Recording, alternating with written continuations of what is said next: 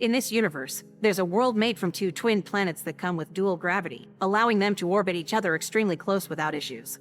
There are 3 natural rules that keep everything in order. All matters are pulled only by the gravity of their planet of origin. An object's weight can be offset using matter from the opposite world, which receives the name of inverse matter, and matter in contact with inverse matter starts burning after a few hours of contact.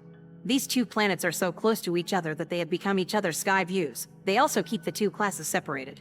The upper world is rich and sophisticated, full of technological advances for the upper class to enjoy, while the lower world is dark and poor. The upper world exploits the lower world's resources for its own benefit, and they own the only company that has a building connecting both planets, called Transworld. In this company, people from different worlds are allowed to interact for the sake of work, and it comes with its own facility for the rich people to enjoy alternate gravity for the sake of curiosity.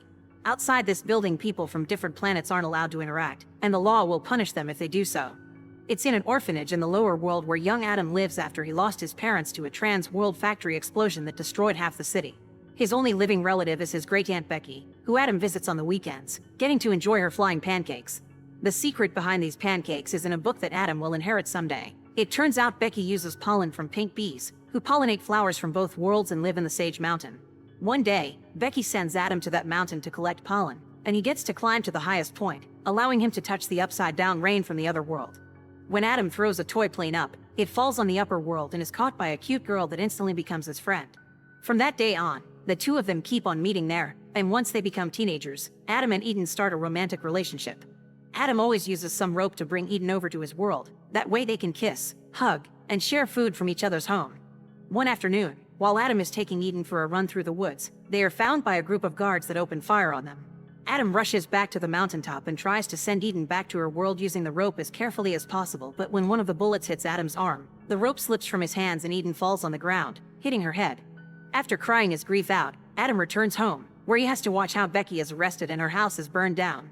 10 years later, Adam works in a mechanic's shop with fellow orphan Pablo under the mentorship of their boss Albert. When he has free time in the shop, he works on developing an anti-gravity formula for facelifts by using pink bee pollen. Unfortunately, so far it only works for a few seconds because the equipment he needs to advance can only be found in the upper world. One afternoon, Adam is watching television when she discovers Eden is still alive and working for Transworld, so he decides to get a job there as well to get a chance to meet her. By showing them his experiments with anti-gravity matter, he quickly gets the position, but Adam is also reminded he shouldn't interact with people from the upper world for anything that is not job-related, and that if he steals any of the inverse matter he'll be given for his research, he will get in serious trouble.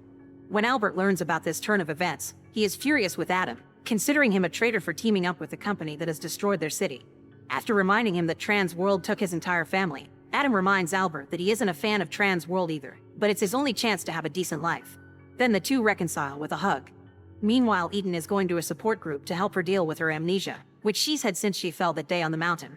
On his first day of work, Adam is giving his first batch of inverse matter and access to a refrigerator to keep it safe. He also gets to befriend Bob, an employee from the upper world that invites him to meet him in the smoking room because nobody will see them there. Bob is a collector of stamps and asks Adam to get them some from the lower world. Adam accepts if in return Bob finds a way for him to get in contact with Eden. As days pass, Adam works hard on his anti-gravity formula while discreetly stealing a bit of inverse matter every day, which he hides inside a suitcase in the maintenance room. He also starts growing special flowers under his desk. Bob is incredibly happy when Adam brings him the stamps, and not only he gives him Eden's office number, he also brings Adam some nice clothes he can wear for when he finally gets that date. The experimentation with the cream goes well when Adam tests it with a dog, getting him approval to start testing with humans too. After that successful afternoon, Adam pretends to stay behind in the office to work extra hours, and once everybody is gone, he uses Bob's phone and name to arrange a meeting with Eden, saying it is for work reasons. Later in the evening, Adam gets Pablo and Albert to help him make a special suit to hide the inverse matter in. That way he can see Eden while pretending to be from the upper world.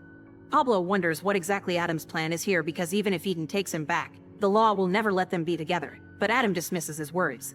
The next day, Adam changes in the maintenance room, and his body changes gravity as soon as he puts on the inverse matter on his clothes. He has to leave in a hurry because a guard hears him around and comes to investigate, but he manages to take the elevator before he gets caught. Sadly, seeing Eden again isn't as exciting as he hoped because there is a huge problem. She doesn't remember him. After hearing from the secretary that Eden has amnesia, Adam sticks to work-related conversation while occasionally dropping hints about their childhood together to see if it triggers something in her, to no avail. Eventually, the inverse matter in Adam's clothes begins burning him, so he rushes out of the room claiming to need to relieve himself. In the bathroom, He wets the inverse matter to cool it down a bit, and before going back, he decides to pee, but since he is from the lower world, his urine floats up and hits the ceiling, activating the alarm. Now Adam has to run back to the lower world to avoid being discovered, leaving Eden waiting for him for nothing.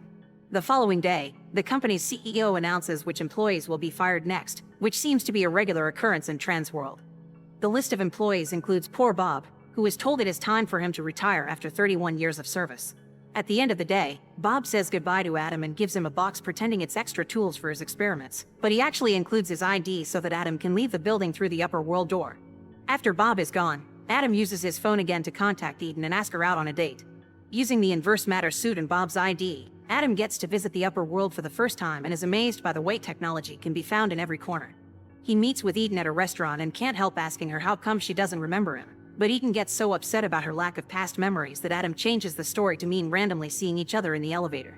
The two of them have a lovely meal together, and when Adam's shoes start burning, he ends the date, promising Eden to see her again soon before running to the nearest river and jumping into the water. Then he drops all his weights and lets them sink. That way he returns to his own world naturally by letting gravity take him back into the opposite river. That night, Eden dreams of blurry mountaintop meetings in Adam's voice.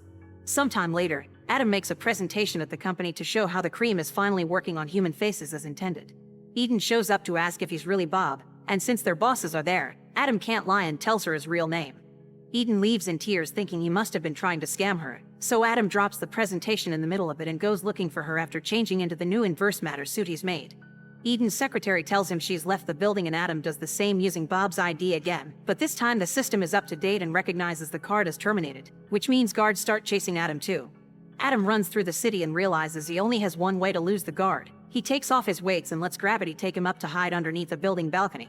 That night, Eden dreams again, and this time she remembers her entire first meeting with Adam when they were kids. In the morning, Adam goes to Bob's house, who doesn't hesitate to hide him for a while and fixes his suit to make it stop overheating anymore. As thanks, Adam shows Bob his anti-gravity formula, explaining he didn't tell Transworld the final ingredient so they can't steal it from him. The people at Transworld are realizing this too, and the CEO orders his guards to find Adam before the cops do. A few moments later, Adam visits the same restaurant and is pleased to find Eden waiting for him because she finally remembers it all. The couple reunites with a kiss, but unfortunately their sweet moment is interrupted by the police coming after Adam, forcing him to escape through the window and lose his weights again to let gravity take him back to his own planet.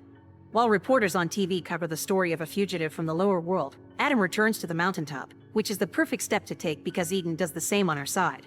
The couple reunites once again when Adam jumps over with his inverse matter suit and they get frisky while they float around thanks to their combined gravities.